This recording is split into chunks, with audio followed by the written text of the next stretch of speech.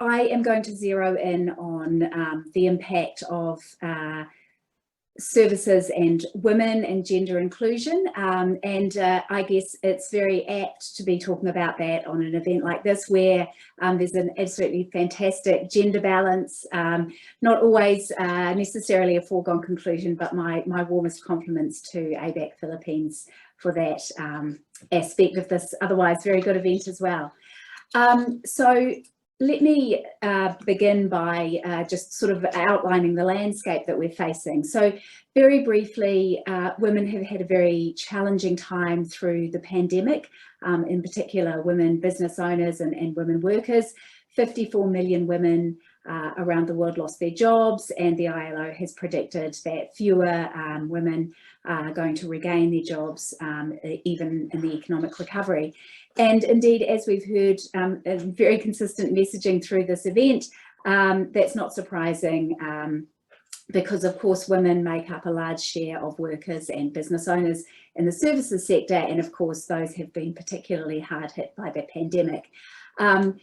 In sectors like tourism and business services, women predominate. They tend to have small businesses which have been badly affected, and they tend to work in the informal economy. And as we've heard, the great presentation from Professor Kimura and from others, my colleague from the ADB just now, of course, services have been very badly affected by the pandemic. Sorry, I'm not quite sure what's happening with the slides there. And it's been estimated that the value of services trade, let me just reshare that. The value of services trade fell by more than 20% in the APEC region last year, globally estimated to fall by about 27%. So overall, that has been a particular challenge for women. And even though services trade is recovering, as you can see from the services trade barometer I've put on the screen there from the WTO, it's still below pre-pandemic levels, and particularly in some of those most affected sectors where women are commonly found. More broadly, though, there's also great uncertainty about the trajectory and the ongoing downside risk, of course, from the sort of health and economic impacts, and that is a real impediment to a quick and resilient recovery. If businesses are uncertain, they're more reluctant to plan and to act. And so, as I'll say at the end of this this presentation, I think there's a very compelling case for broader economic recovery to do what we can to create greater certainty for services trade for gender inclusion.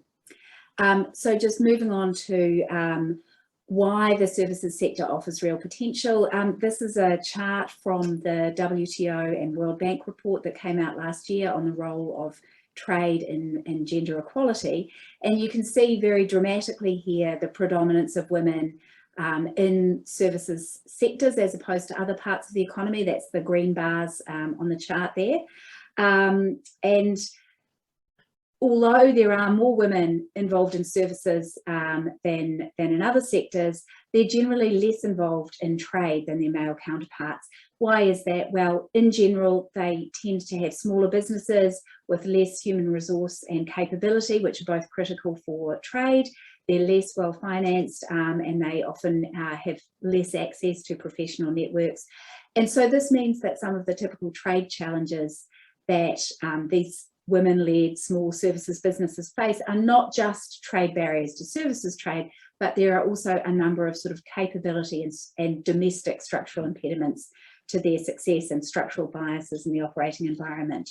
But consistently, the research has found that if we look at any sectors, it's the services sector that holds the greatest promise for women's economic empowerment, both services in general, but particularly digital services as well. So research from the WTO, the World Bank, the OECD over the last few years, and indeed research that the APEC Business Advisory Council has also commissioned makes this very clear. Liberalisation of trade and services can create new market access opportunities, very obviously, for direct exports. but also it can help to create a more enabling environment for other kinds of trade where women may be involved, through services like financing, trade facilitation, those sort of backbone services for global value chains. All of those are absolutely enabling for women in trade. And as a sort of broader byproduct of this exercise, the research also very clearly shows that there's a correlation between higher levels of trade and services and overall gender equality in economies, and obviously that's good for inclusive growth overall. Just very briefly, we've heard this consistently through the presentations, but there's a key role for digital as an enabler for women. On the left of my screen there, you can see some ABAC research that the APEC Business Advisory Council commissioned a few years ago, looking at how to enable women-led businesses. That research found that e-commerce was potentially very powerful. Other research has made it clear that digitally delivered services are also extremely important, because in effect they allow women to circumvent some of those barriers that they would otherwise face in trade around access to markets and customers, particularly avoiding gender bias in those interactions, mobility constraints, easier to access capital and financing, and absolutely critically, creating better opportunities for education and skills building, which are essential, particularly as we move into a more digitalised landscape. So it's clear that the services sector is critical for inclusion. So why are we not seeing more women making use of it? So there was some pre-pandemic research that was done by the APEC Business Advisory Council, which went out and interviewed over 500 businesses from around the region. And you can see the findings on this slide, the raft of barriers, impediments, but also trade barriers that services sector companies perceived as facing. And so you can see that a number of those are around things like financing, access to information and networks, connecting with customers, but also some of the more classical trade barriers like local presence requirements, regulations, the sort of regulatory burden and divergence, licensing and certification requirements, and particularly in emerging economies. And I think it's also very important to note the prominence of that access to financing issue. The research has shown that this is particularly difficult for women, and of course it's an essential enabler for trade. So for example, the WTO report that I cited earlier found that women-led businesses are significantly less likely to obtain credit from traditional institutions. They're charged higher interest rates. One study that WTO research cites found that women are 30% more likely to need a guarantee for financing, even when all other observable criteria are identical apart from gender. But the digital economy, fintech, but other kinds of innovative financial services can help to circumvent that challenge. Just very briefly on this slide, these were some of the sort of business solutions that the ABAC research identified. So none of them are particularly novel. In fact, from Mace's presentation, we can see some of those solutions consistently as well. Regulatory harmonisation, trade liberalisation, mutual recognition of things like certification and licensing, financing and information. And so, you know, I think there's a pretty clear formula for success there. Now in this slide, I have taken this chart from an excellent report that ABAC commissioned this year from Jane Drake-Brockman, and my compliments to her for her role in this great event as well.